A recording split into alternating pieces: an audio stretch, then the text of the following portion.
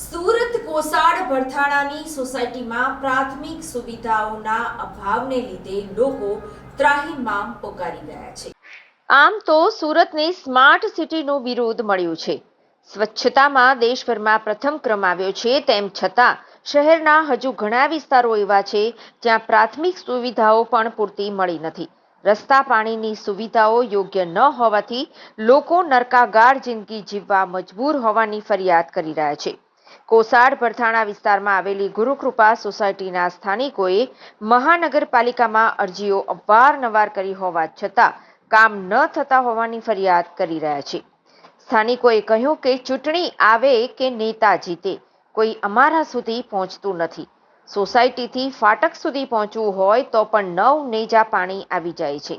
અધિકારીઓથી લઈને પદાધિકારીઓને અવારનવાર રજૂઆત કરી છે।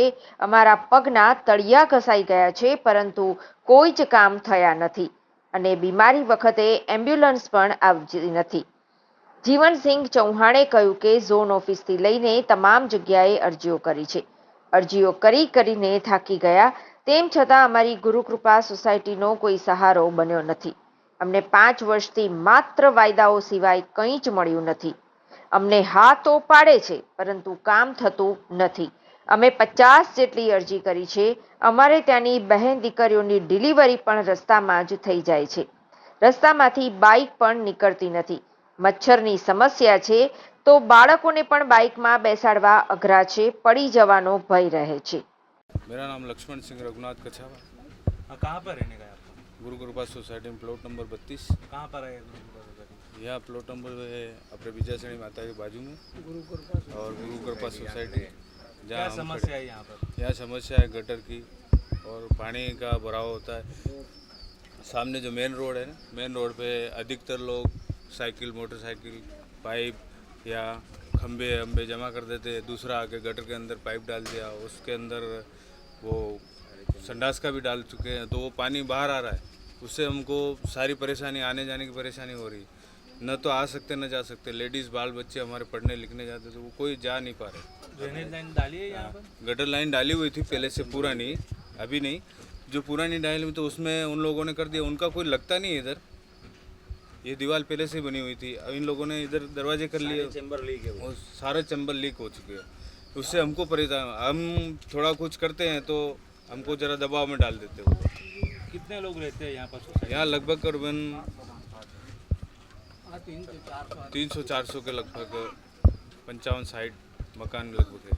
आपकी मांग क्या है? हमारी मांग है यहाँ गटर लाइन और रोड। आपका नाम? पुष्पा, कहाँ पर रहने का? इधर गुरु कृपा में। क्या समस्या है यहाँ पर? क्या दिक्कत होती है? पानी की बहुत पानी गंदगी हो रहा है, बहुत मच्छर काटता है, गटर नहीं निकल रहा है, नल भी नहीं आ रहा है, कुछ सहायता नहीं है इधर। कितने समय से ये समस्या है यहाँ पर? बहुत साल हो गया, 3 साल हो गया, 3-4 साल हो गया। एक गटर का पानी रोड पे आ रहा है, फिर क्या रोड दिक्कत पे हो जा रही रहा है, किसी का पानी खार कुआं में जा रहा है, किसी का रोड पे जा रहा है, ऐसा करके हम समस्या काट रहा है। कोई नहीं आ रहा है यहाँ कोई भी नहीं आ रहा है इधर। अभी आपकी मांग क्या है? हमारी मांग है रोड बन जाए, गटर निकल जाए। વરાછા એ એસએમસીમાં લાગે છે। क्या समस्या है यहाँ पर? મેં વણજારા સમાજથી છે। સમસ્યા આ છે સાહેબ કે આ જો 3 વર્ષથી ગટર લાઈન એ લોકોએ લાગી, એમાં કંઈ એનો આગળ ખાડીમાં કે કોઈ કનેક્શન આપેલો નથી, ખુલ્લો છોડી ગયા। છોડ્યા પછી આ ખાડી પૂરી ગઈ, એમાંથી બધા 4 થી 5 ચેમ્બર ખુલ્લા ઓપન ઉભરાય છે, એમાંથી પાણી ઉપર આવે और રોડ પર જલભરાવ થાય છે। એને બાબત આ બધી પ્રોબ્લેમ ઊભી થાય છે। ઉપરથી આ જો સોસાયટીનો મેઇન રોડ છે એમાં દબાણ બહુ કરેલો છે। મોટો વાહન તો વાહન, કાલે એમ્બ્યુલન્સ આવે, કોઈ બીમાર થાય છે તો એમ્બ્યુલન્સ ગલીમાં ઘૂસી નહીં શકે એવી પોઝિશન છે।